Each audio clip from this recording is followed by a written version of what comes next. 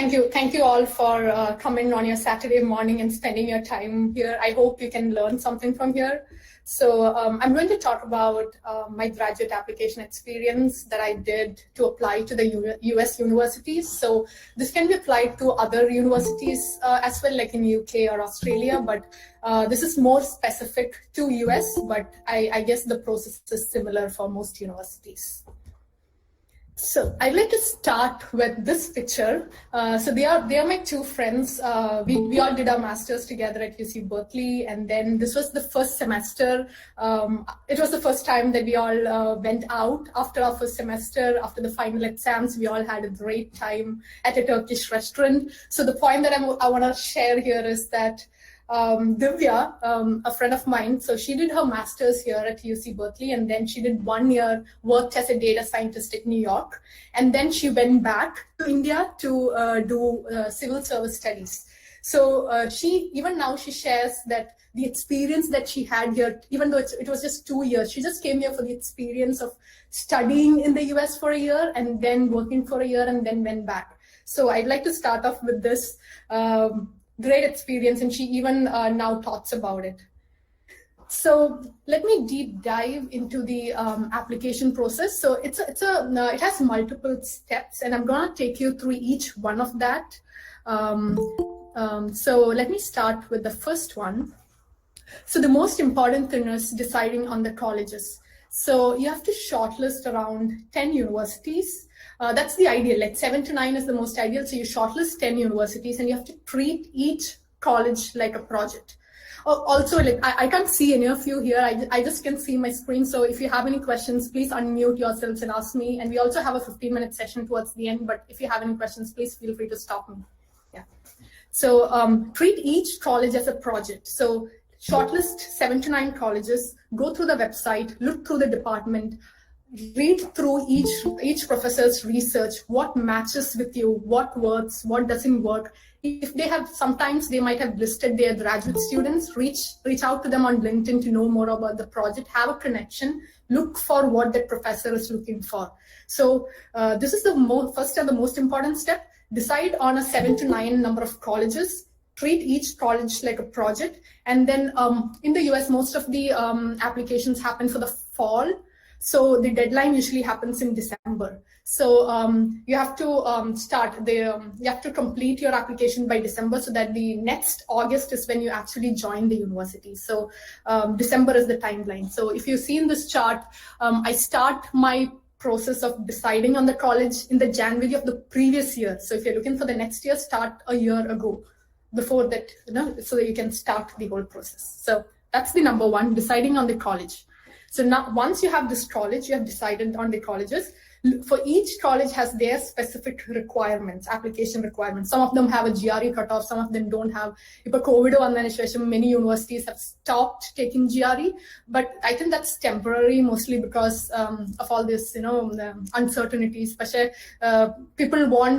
Universities want GRE because there is no one specific metric in which they can compare all the international students. Gpa, pala universities num paladana, so they want GRE. So GRE is still valid, is what I feel. So GRE is the second most important thing, and I think most CETians should try to aim for like high GRE scores, 170 out of 170 for mathematics, and then English 165 plus is good for English. So high GRE is very important. And one thing to remember is GRE is valid for 5 years. So you can start, even if you're in your 3rd year or a 4th year, you can start preparing for it and give it a try, and then you can wait for 5 years before you decide on what you want to do. So that's the second step, GRE. Aim for CETians should definitely aim for very high scores in GRE, and I'm sure you all will be able to get it. Then the third one is Toefl. Toefl is just cutoff requirements. Basically, you can read and write English at a certain level is what Toefl is. So it just requires 2 to 3 weeks of practice, and the cutoff is what you should be looking at for each university's requirements. So that's the third step. Now, moving on to the fourth and the most important step. This is the statement of purpose. So what statement of purpose tells you? It's basically like the statement, it's like telling the university why I am a good fit to your particular program or a department. So it has to be like So it's like 3 or 4 page write-up where you're telling what your motivation is, why are you applying to this university. There has to be a story as to connect. And like, I never thought about this before I started my SOP, what my story is. I had to think hard as to, what my story is, what is it that motivates me, and then coming up that ties together the entire reason as to why I want to apply for this particular program in your university. And the reason why this is important is, it's not like the university, we are applying to the university. The university wants to find if we are the best match for them. So they see if their program can offer a good match to what you are looking for, then you can get in. So that's why many of the times when SOPs are not so great, they feel like the student is not a good fit for our department and they might probably reject your, application. So, and statement of purpose is something that needs revision. So that's why in my timeline here, so interestingly, I created this timeline right after my application process in Quora, so that, I just have this documented somewhere, and I'm happy that it's useful now. So this is like, if you see here, I have 2 months for SOP. So this can continue. So I had like revision. I started in June, but I had revisions until I submit my SOP, like application. That was in December. So it's like 2 months is minimum, 3 to 4 months is ideal. So it has to be, so if you see here, I've written here like revise. It has to be revised multiple times. Then you don't think about it. Then after 2 weeks, you come up again, read it, and then you make edits. Then you send it across to 3 or 4 friends that you think, can revise it and edit it. And then finally, the final output is what you should submit to the university. So I can't stress the importance of SOP. So yeah, this is very, very important. So that's number 4. If you have any specific questions on SOP, we can answer that in the Q&A session. So that's number 4. Then number 5 is transcript. So that's like your Cgpa, the transcript that you get from the university. So you can apply for that in the Kerala University and they'll give you, it might take some time. So spend adequate time to apply for it and then get it. So that's not a hard task, but yeah, the importance there is make sure that you have good Cgpa across your semesters, and also the fact that many of the universities are not considering GRE. At least some of the universities are not considering GRE, means that your GPA has a higher weightage. So marks is pretty important, especially in the US. So when they look for the application, so GRE along with GPA should be what you should be aiming at. So that's transcripts. Next coming is the resume. Yeah. So when you say resume, what is the significance of resume? I would say after SOP and after your GRE, the third most important thing is resume, because when they evaluate a student, it's not just one item that they're looking at. They want a well-rounded student who's good at studies, who has a sense of responsibility towards the community. So there comes the importance of volunteering, leadership, the internship, the work experience. So that is another set of things that you can try to develop while you're in CET. There are so many opportunities around, right? I don't know if COVID either. I'm not sure how much of things you can do, but at least try to help around in your community. So many volunteering is a great way to start if you don't know what to do. Then leadership also, build skills, collaborate. CET itself provides a great platform for many of you to, actually develop your leadership skills and participate and, organize events, participate, talk, get out of your comfort zone and do things that, that makes you feel uncomfortable, so that you become, more resilient to those things. So that's something that you should try. And then other than that, projects and papers. So I want to talk about this thing that many of the, when I applied, I didn't have any papers. I didn't have any first order papers in my name. Thankfully, thankfully I got in, but I had a lot of projects. So with respect to projects, you should collaborate with different departments. Multi-departmental collaborations and projects are considered very valuable, because it shows that you have that team spirit and you can work with the team, which is very, very important. And also it will show that, you initiated this, you have done this. It can be any simple project, but, it adds into your resume and gives a lot of weightage.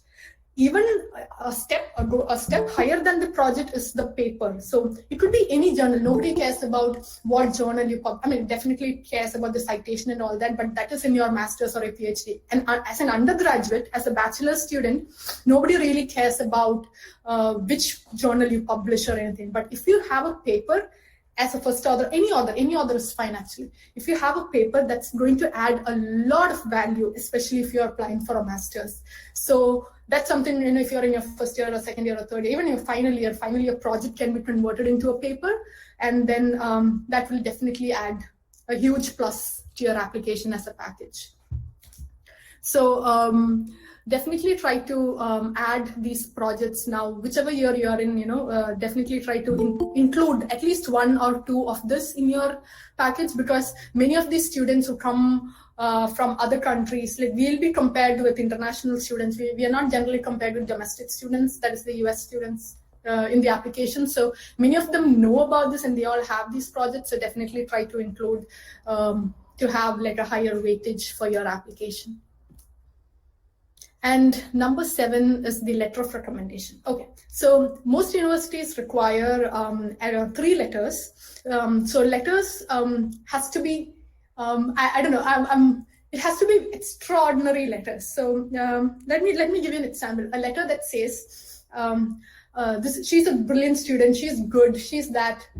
It's a good or an average letter, but a great letter is something that says she's good because she did this.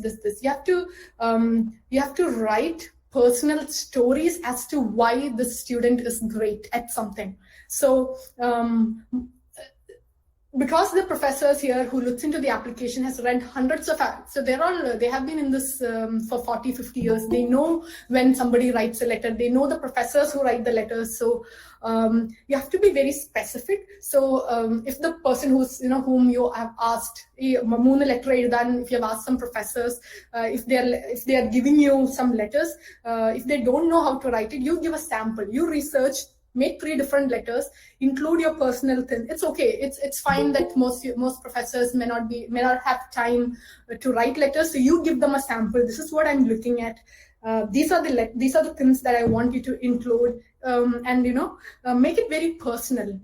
Include lots of stories as to why you are great, what you did, and and obviously ask letters from the professors or from the CT teachers who knows you very well, so that they don't have a problem. So one thing that you should do is don't hesitate to ask for letters. So one of my Berkeley letters came from Asha ma'am, who was my advisor in CT. So ask your professor. She gave me a great letter. So ask your professors for letter, connect with them, engage with them in projects. That's a great way. Ask them. CT professors has a lot of projects. Ask them, engage with them, even in a small way, engage with them. And so that, when they write you a letter, they have things to say about you. So you should start. It's a long process. So if you see this timeline, it's a long process. So start thinking about it. And, even if you don't have immediate plans to do a master's, start thinking about it. Build your resume slowly, and then, have, so that, finally when you apply, you have a lot of things. Because there are a lot of, like if there are 7 or 8 things that you need to do, and specifically there will be a lot of things specifically for certain colleges that you might need. So this is the general timeline of 7 things. So basically some universities might have 1 or 2 additional components that you might have to add. For example, Berkeley has, in addition to statement of purpose, personal history statement. So let me briefly talk about this personal history statement. So statement of purpose is about your research, like why you want to do this research with this particular professor, what is the interest area that you have, and things like that. But personal history statement is what motivates you as on a personal level. What is it that has impacted you as a person to do this research? So I hope that's clear what the difference between the 2 is. One is more at a personal level, as the name suggests, like personal history statement, and the other one is mostly focused on the research side of things. So I think these components cover most of the things in the application. Yeah, so let me know if you have any questions. Otherwise, I'll just move on. Anu, I just got a question from a student. Can you share an example of personal history statement? An example, I can share my personal history statement. That's going to be beneficial. Yeah, after this, I can share it with you. Sure. So basically, it's also a 2-page essay in which you talk about. So I started talking, like in mine, I was like, what influenced me as a kid, then what influenced me when I moved on to do my college, then to my work and things like that. So yeah, I can share a sample if that's going to be beneficial for you all. Then moving on. Okay.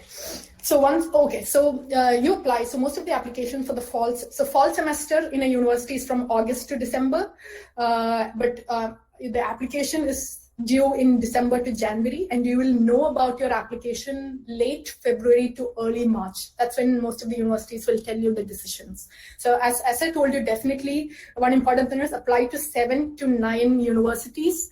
I think I must tell him that. 3 top tier universities, 3 medium, and 3 low level. So how do you decide these top, medium, and lows? Like you can look at US ranking websites where they tell you which are the top departments. So specific to departments, you should look. Don't look at the general university rankings. Specific to the department that you're looking at, look at the rankings.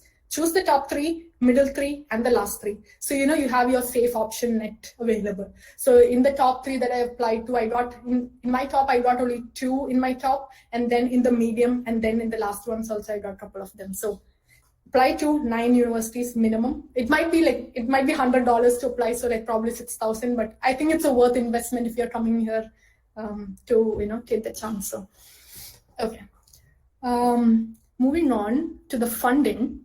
So when you have your offer letter, you will know from the university whether you are being offered scholarship. So some university letters comes with you are being offered this full funding for your tuition fees, and then they'll offer you a research position along with it so as to meet your living expenses. That's the ideal. So most of the master's applications don't come with scholarships. They have PhD applications do come with scholarships. But even if you don't have your scholarships, there are a lot of opportunities in the universities where you can apply as a research assistant or a teaching assistant. So the difference between these two is, as a research assistant, you will be working with the professor's research project. As a teaching assistant, you will be a graduate student that's how it is called in Berkeley, GSI, graduate student instructor. Basically, it's a teaching assistant with the professor. You'll have to probably teach the lab section of the class. So the advantage with both these is this will cover your tuition fees and they'll give you a stipend. So this will cover most of your expenses while you are studying. So even if you don't get a scholarship, it's very common, especially in Berkeley, it's very common that it's a public university, so it may not have a lot of funding to apply for scholarship, but there are a lot of research and teaching assistant positions that you can apply to fund your tuition fees. So that's something that you should consider. And there are a lot of, I think there are a couple of national scholarships, like, what is this? There was this scholarship in Delhi that they applied to, but it's very rare. So I wouldn't spend much of my time, looking for those. But once you come to the university, once you get to the university, if you get acceptance from a university, from the time that you get the offer, start reaching out to professors, start reaching out to people in the similar departments, asking for research assistant. That's key. I didn't know about this until after I came to the US. Until after I came to my university, I applied to like 20, 30. Feel free to mail everybody. It's fine, totally fine if you mail to 100 people and then meet with them, ask for a research assistant. Most of them will have a position and they'll give you. So you have to reach out to them. So funding wise, it might be a little expensive, but once you get these positions, it is fairly common to meet all your expenses with this money and you wouldn't have to pay much of a money like for later on. So that shouldn't be a concern is what I would say. Okay, so now let me do a quick time check. Okay, 9:50.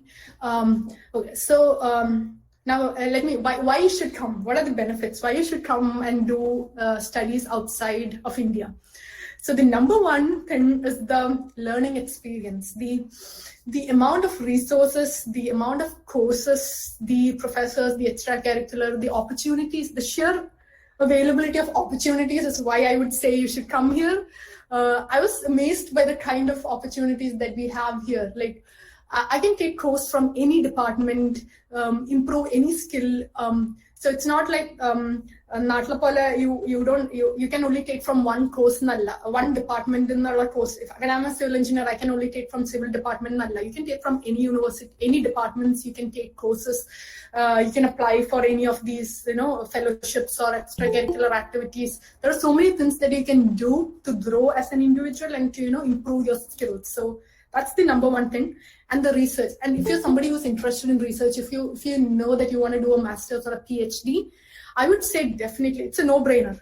Like, research opportunities are so much with lots of funding, and there's no dearth of opportunity. So yeah, just if research is your top priority, then there is no question. There are so many opportunities that you have here that you should definitely come and explore. And I would highly recommend, if that's your priority, that you should come here.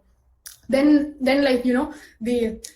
it's like you meet all the countries here. So we were just talking in one of my research labs that you can see all, when everybody's Zoom was on, it was like you can see all the countries represented there. So the exposure that you have, the kinds of cuisine, the kinds of people that you meet, you learn how to talk, I wouldn't say talk, but to engage with people without judgments, because there are so many different experiences that you come to learn about that, you start appreciating your things. And, so yeah, so that's a huge thing that I would say is why you should also come here. Then obviously the high paying jobs that is waiting for you after your master's or a PhD. Now, so it's not all rosy. Let me talk about some of the downsides. So as a new international student, it will take some time for you to get adjusted to. The culture shock is real. Like, it's a different environment. Like, especially when you're coming as a student, you have a rigorous course load. It's not, you have to choose there will be only a couple of like mandatory courses. The rest is all elective courses. So you have to choose, you have to plan your courses that you're going to take each semester. And then, the assignments are very, very, very not difficult. I would say it's very in-depth, that you have to spend a lot of hours on the assignments and things. So it's a very rigorous course load, but you'll get used to it after a semester. The first semester is always difficult, but after that it's going to get, little relaxed, I would say. But yeah, it will take some time for you. And then, along with that, there's nobody to serve you. You have to do your groceries, laundry, cook food, find apartments, go pay rent, everything. So it will actually be like you manage your own life. You are like very independent. So, but you'll create your support system. And then, after the first semester, it's going to be fine. But yeah, I should definitely warn you about this. So yeah. And then one another thing is everybody is very competent. So it's like you have to be always on top of your game. Like, you have to always reinvent yourself, find new things, motivate yourself, be persistent. There will be a lot of times you fall, but get up, move on. So yeah, it's very rewarding as well. It's very challenging yet rewarding. So just, you should know about this. So that's why it's like, yeah. So, but these are all there for short times, but yeah, the benefits outweighs the downsides, I would say. So yeah, just to know. Okay, so this is my final slide. So this is a huge decision, right? You're spending a lot of money, you're moving into a different country, you're shifting your roots. I mean, you don't have to necessarily, you can do math. Like my friend Divya, she had this idea. She just wanted to come here for the experience, and then she wanted to go back and always do IAS, civil service. So, it's a huge decision. So these are the questions that you should ask yourselves. Like, what is my 5-year plan? Where do I see myself in 5 years? What is my career objective? Is this going to be like, do I see myself doing research with a particular university? PhD is not easy. It is going to take it's going to take a lot of time, patience, persistence. You'll fail. You have to come up again. You have to keep working, keep motivating yourself. So, do you see yourselves in that? You don't have to necessarily do it right after your bachelor's. You can work and see. But ideally, most of the students who come to Berkeley, they come right after their undergraduate, like you guys. Right after your CT, you can apply and come here. Mostly because they want to continue and finish their under education. If they want looking for PhD, it's going to take 4 years. So. That's something that you have to consider. Is that something in your plan? Even if you haven't started thinking about your 5-year plan, at least start today. What does it look like? Just start thinking about it. That's our it's a good start to at least think about it. And then the second question, it's very important. I never thought about this in my undergraduate, but I highly recommend that you start thinking about this, is what do I value the most? So I told about a lot of benefits in my previous slide. Does that align with what I value? Do I value my self-growth? Do I value interacting, learning from the best of the best? Is that something that I want? The experience of research, does that align with me? Because especially when you're away from your family in this, in a different country, if you're not motivated enough, it's very easy to feel dejected. So what is it value? What do I value the most is something that you should realize. And then, is this experience worth to me?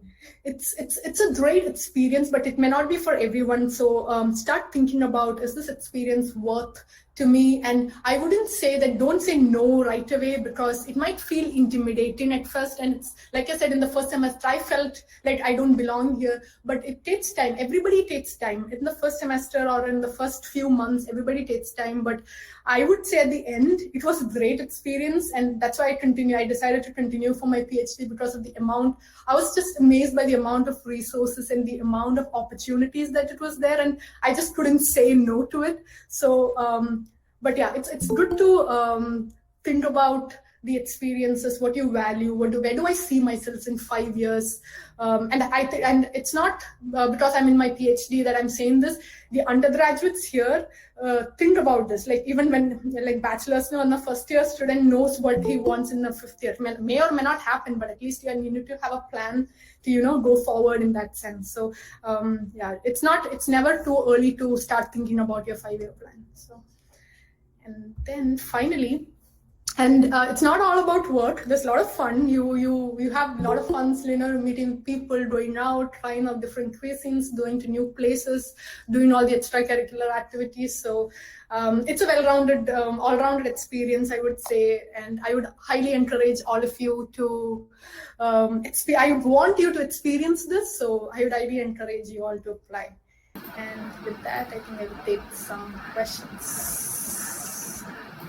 Okay, so yes, we have come to the question and answer session. So we have a question in the chat box, so I'll read it to you. Shall I stop sharing? Yeah, sure. Yeah. Okay, the question is the application of a person who has taken a year to work or intern after UG given more weightage than someone who applies right away? So they don't really, it depends on the university and the department, but mostly I wouldn't say it gives a lot of weightage in your application process.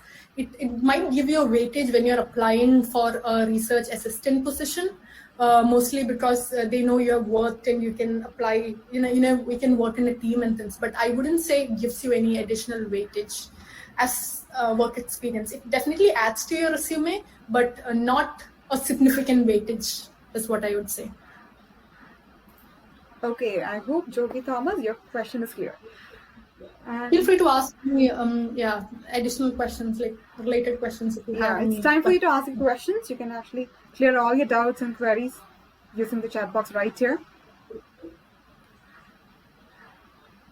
Yeah, anyone else with another question?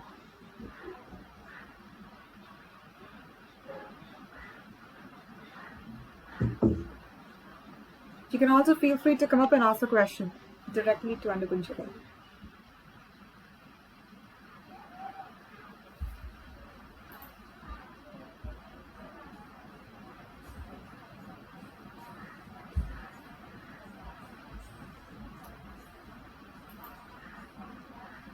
I don't think Come we on, have. kids. We have another question coming up in the chat box.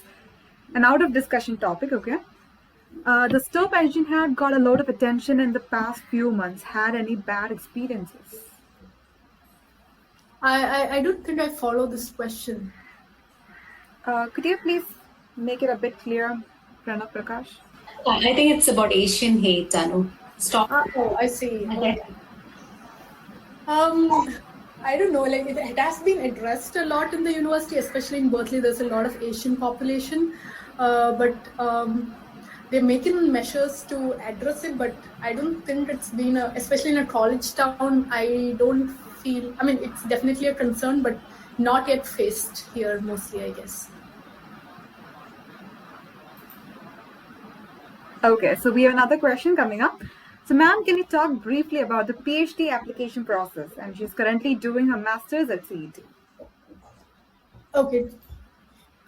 So one thing, especially at Berkeley and most of the universities, the professors don't prefer taking direct PhD students, mostly because it's a long commitment, right? PhD is like 4 years of commitment. So they would like to know the students early on before they commit to this 4 years of funding.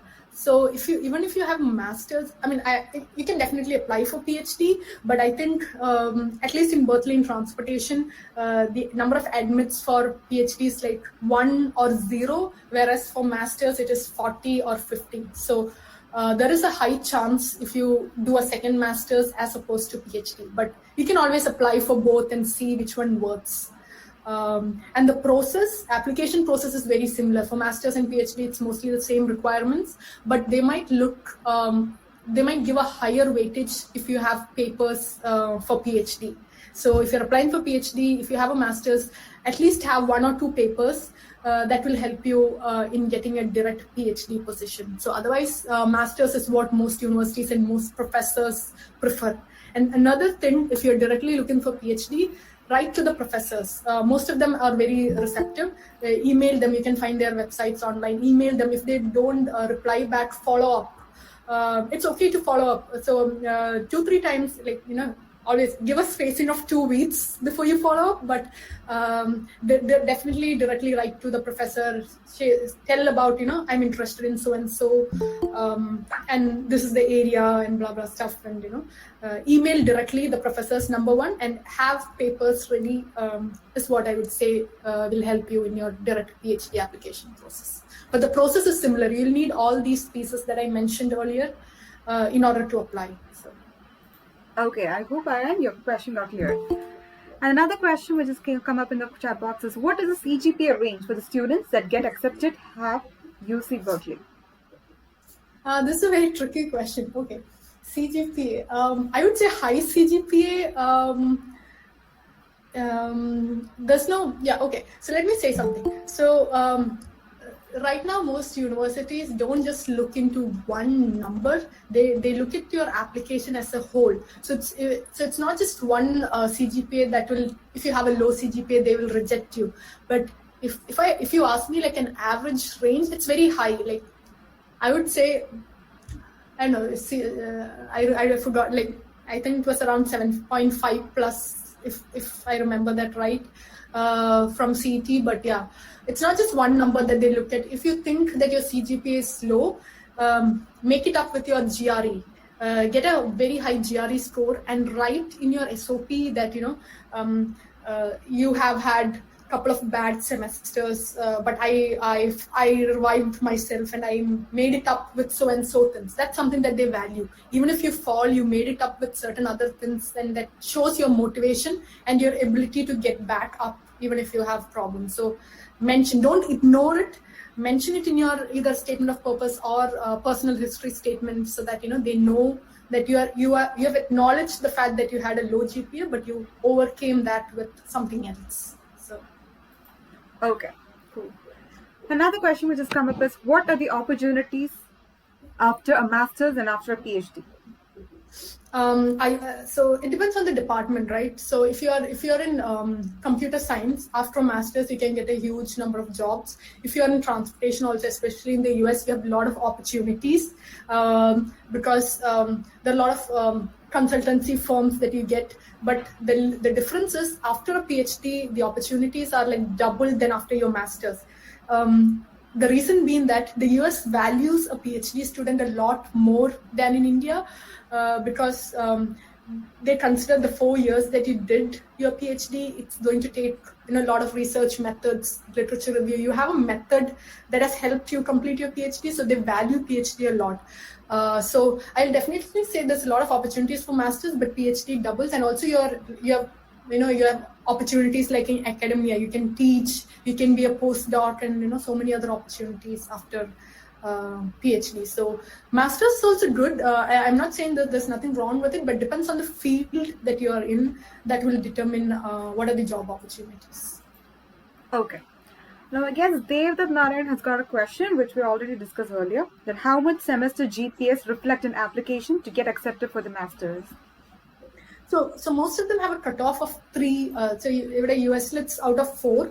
Many universities have a cutoff of 3. So I think that would translate. I'm not sure exactly how much that translates to our Cgpa, but you can check online how much is ours out of 10. What does it translate to 4? It's not direct conversion. It's not a linear conversion. So there will be some sites that lets you tell you if you are above a cutoff. So most of them just gives a cutoff that for which you need to apply, but. I would say high GPA is always good, but it shouldn't be a it shouldn't, you should not apply because you have a low GPA. Always complement your low GPA with a good GRE score and your statement of purpose, and it should be fine. Is what I feel. Okay, very well. Now we have another question: where we can find guidance while preparing for the application process? Where can you? Okay, so there are a lot of online. Quora is a great resource where you can find how other people have written about their application experience. I am not aware of any, and I don't think it's good also to go to like one agency or something. It may not be very useful. It's basically your tailor-made, right? What is where are you in that state? So I would say for each component, spend time. First prepare a basic like SOP, write a random 2-page essay about yourselves, revise it, ask your friends, ask your seniors. Like I'm happy to help people who want to review their resumes or SOPs. Ask your seniors, contact people on LinkedIn who have already, so if you like certain universities and you find there are your alumni or some, even if it's okay, any Indian is fine, I would say. Or even non-Indians are okay in that sense. Reach out to the people and then ask, can you review my resume? Because they have already got accepted into that university, and their statement of purpose you can tailor your statement of purpose to theirs so that you understand the pattern. So reach out to, so in the list of colleges, reach out to the people who have already doing their masters, who have completed them. Ask, follow up with questions. Ask, and most people are willing to help on LinkedIn. Like they are very open to reviewing your resumes, but give them time. Don't, if the application deadline is 2 days from now, don't ask them in the last minute to review. That doesn't work. Give them enough time to to review. And also GRE, so that's about SOP and statement of purpose and resumes. The GRE, I think, is pretty simple. You need to look into a couple of GRE prep material. You can start as a group since it's valid for 5 years. As a group, start a small group who all are interested in your class. Go through the questions. It's very pretty. The math is pretty basic. It's like standard math. It just requires you to practice. Plus the 4 or 4.5 hours exam. So you need to do a lot of practice tests to, there's no break. You have to continuously do this test. So that practice is very important. So form a group now itself. Have this, discussion, start thinking about it's always good if you have group and you have accountability so that, you stay, the other person will ask you, oh, what have you done, etc. So it's always good to have a group to have accountability and start for GRE. I would say Kaplan and one another book. I'm forgetting the names of those, but yeah, you can find that online. Refer 2 books. Do all the math questions for English practice. You have to you have to remember a lot of synonyms and words that you have not encountered. So practice is the key. So that's with the GRE. But for the application of colleges, that's individual choice. You have to go through their departments, find people, and then decide on the university. So each one is a different skill that you need. And the addition of all these skills is what makes the application great application. So spend time is what I would say is the most important. Discuss, talk to your friends. What are you doing? It's okay. Don't keep it as a secret. It's not a secret. Like you have to talk to each other, find out from each other. Make it as a collaborative thing. Write papers with each other. So add all your names as co-authors. So yeah, that is how you should have. To get a great application process as a whole. Okay, so I hope your query got clear, Shraddha Murli. Now, another question. Can 2 degrees be pursued at the same time in a university? Yeah, you can. So, their application might be different. So in Berkeley for transportation, you can do a dual degree with urban planning. So transportation masters is 1 year. If you do a dual degree, since urban planning is a 2-year course, it will be like 2.5 years. So if the university, you have to look at the websites. If the university provides you with the opportunity to do a dual degree, you need to apply probably to both the departments in that university, and then pursue it. So it depends on the university, and there are a lot of opportunities. I think there's this mechanical transportation, computer science, economics. There are different varieties of dual degrees that universities provide that you can apply to. Okay, cool. Now another question. Do they look at the gap between our UG and the application? No, they don't. But the important factor is you have to fill up your gap with something. When I say something, it's not like anything, but something that's valuable. Even if you don't, it could be a work experience, it could be a master's, it could be anything. Even if you have not had any formal thing like a work experience or a master's, fill up with the courses, online courses that you've taken, the volunteer experience that you did, or internship that you did. So it shouldn't look like there was an empty gap. If you could fill that up with something valuable, it shouldn't be a lot of problem. Even if you don't have, let's say, if none of this works for you, you took a personal gap, mention that in your statement of purpose. Because of so and so reasons, I had to take a break, but now I'm motivated to do this. So give a reasoning as to why the gap is, and then I think it should be fine. But don't be like. So yeah, another thing about statement of purpose is like you have to showcase. You have to advocate for yourself. So you have to showcase your best in the statement of purpose. Don't be modest. So yeah, that's something that you have to remember. Even if you've taken a break, it shouldn't be a problem. But the only thing is you have to fill that up with a logical reasoning or some kind of a activity in between those gaps. Okay, perfect. Now, the next question.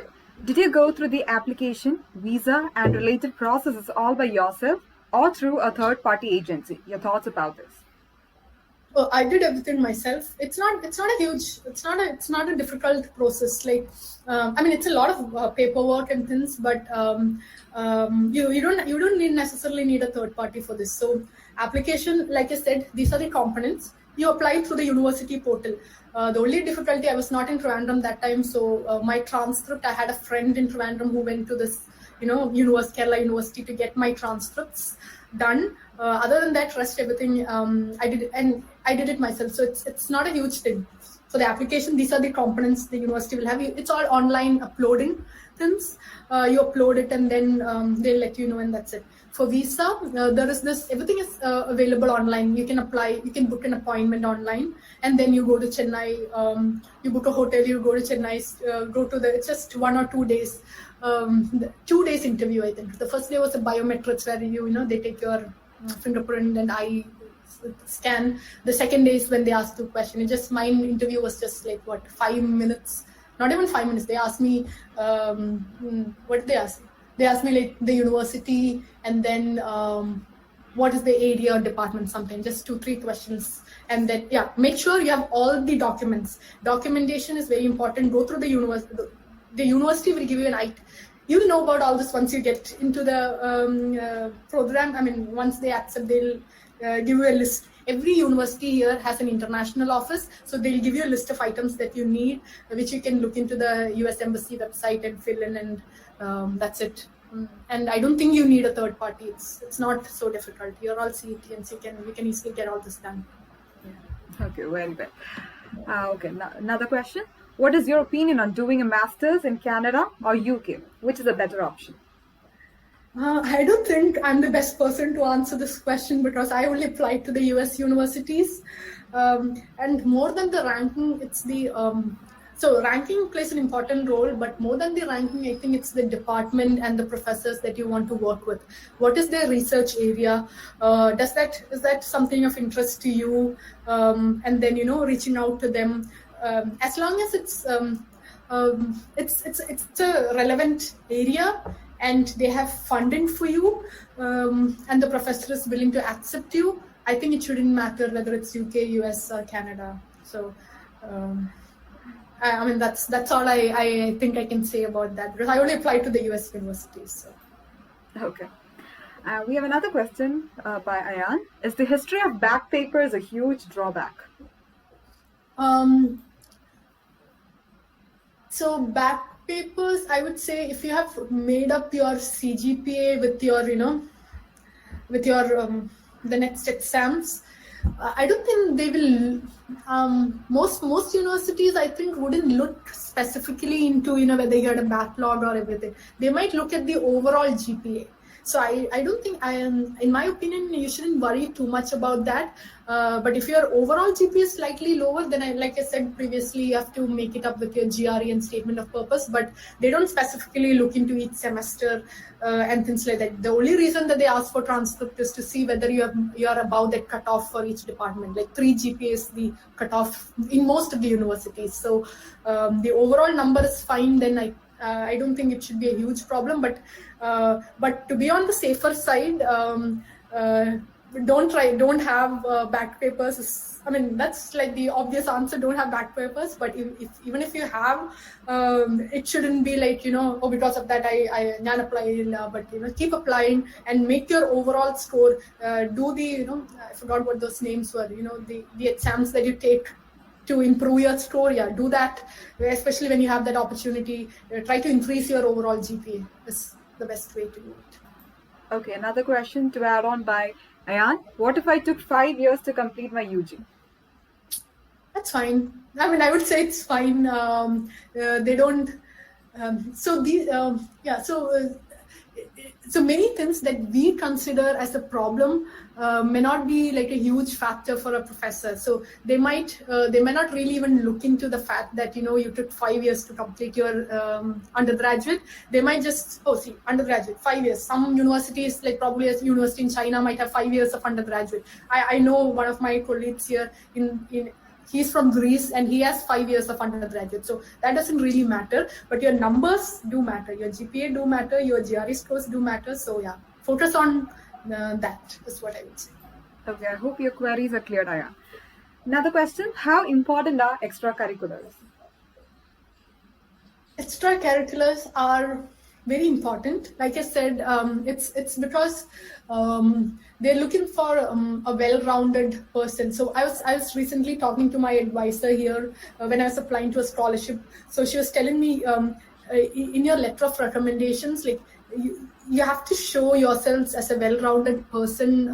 So I'm part of some of the committees here. So I don't necessarily write that in my letters, but she said you should specifically write these in your letters to show that, in addition to academics, you have all these other capabilities. So the fact that the professors here consider extracurriculars as a whole package. That makes the student a whole package. So that's why extracurriculars is very important, and it should be, and the only space where you can mention this is in your resume and in your statement of purpose. I would say it should mostly go into your resume. Your statement of purpose is about your research and motivations. If it's of very significance, you can add it into your statement, but a section on extracurriculars and your volunteering experience should definitely be part of your resume. So, and it's not very difficult to do that, right? In CT, you have a lot of time. When I was an undergraduate, when I was doing my bachelor's, I had a lot of time. So, do things, get out of your comfort zone, do a lot of activities, and add into your, not just for the sake of adding into your resume, because you enjoy it. So, develop your passions, develop something other than studies to add to your resumes is going to help you as a person and also for your application. Okay. Okay, another question. Which all exams are to be completed in order to pursue masters in Canada? I think Canada also has similar application process. So I think they also look into GRE for masters and GMAT for MBA. And the application process is very similar. So I think all the requirements that I mentioned earlier in my timeline also applies to masters in Canada. So it's pretty similar, especially Canada and US, most of the universities state similar requirements. But for PhDs, so yeah, I recently had a student, not a student, like a junior who couldn't get into a PhD program in Berkeley. She did a master's, then after master's, so how it works from transition from master's to PhD here is, after your master's, you have a qualified preliminary exam. So it's a 2 hours exam wherein they question you on multiple things, your research interest, your technical expertise, etc. And you have to clear that exam in order to do a PhD. So this is specific to transportation that I'm talking about, but most of the departments in Berkeley have this requirement. And that's how most of the universities here work. So after your master's, you have an exam and then you do PhD. So the reason why I mentioned this, so there was this junior who didn't clear that exam, so she couldn't do PhD in Berkeley, but then she applied to a program in Canada, and she got in directly just with her application, and she had an interview. So PhDs in Canada has an interview, and it applies to some of the other US universities also. Some universities who take a direct PhD candidates, in addition to the application process, they'll have an interview to see if you are a good fit for that professor, because it's a long commitment. So they want to make sure that your interest aligns with theirs, and they can work well together. So interviews might be one addition for a PhD in Canada, in addition to a master's. Okay. We have a question from Tennyson. Could you brief us as an example of a zoo? I can send you. So if you look around in Google, if you search, there are multiple statement of purpose. So ideally, it would start with a story that tells you what is your motivation as to why. So it starts with a motivation. What is your story? Why do you want to do this particular thing? Then it will move on to, this is the basic structure. Okay, so it can be anything. It's a 2-page essay. That's all their requirement is. But most of the SOPs have this general structure. It will start with a story. Then it will move on to what are your skills. So you have a story. What are the skills or what are the courses that you took in your undergraduate that has helped you develop this passion or this interest? Then it will move on to what have you done in research so as to increase your skills in that particular area. And then finally it will end with who are the professors in the university or the department that you're applying to, whose research aligns with yourself. So that would require you to read about the professor's work. Even for masters, it's highly recommended that you name some of the professors. So these are the skills that I've developed. This is what I'm doing currently. So in alignment with this, this so and so professor's interest or research labs work aligns with what I do, and I would highly think that this is a good match for me, and I would highly name 2-3 professors and their research works in your statement of purpose, and then end it with so I think I'm a good match for this, blah blah blah stuff. So that's a general format. A story, what are the skills that you currently possess, what are the skills specifically that you're developing or doing or researching, and who are the professors in the department who aligns with your work, and then finally end it with, I would greatly appreciate blah, blah, blah stuff. So that's a general format, but you can find a lot of statement of purpose online, which might be in different formats, but this is the general thread in which you should write. Okay. Yeah. So do we have any more questions?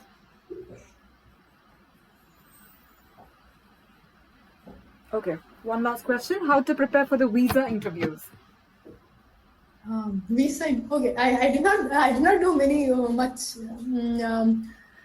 It's not going to be very difficult. The only thing is, so there's this one tricky question that when I was looking through Quora on what to prepare for, one tricky question is the only thing that they want to know is that you will come back after your studies. So even if you don't plan that, just say that of course I'll come back to my country, because they don't want. They just it's their formality or mandatory that they ask this question to make sure that students don't overstay their visa. So it's a very trivial question, but for which you have to answer I always plan to come back after the studies. But the US itself provides 3 years of OPT for STEM courses, which means that they expect you to stay here after your master's. I don't know why they ask the question.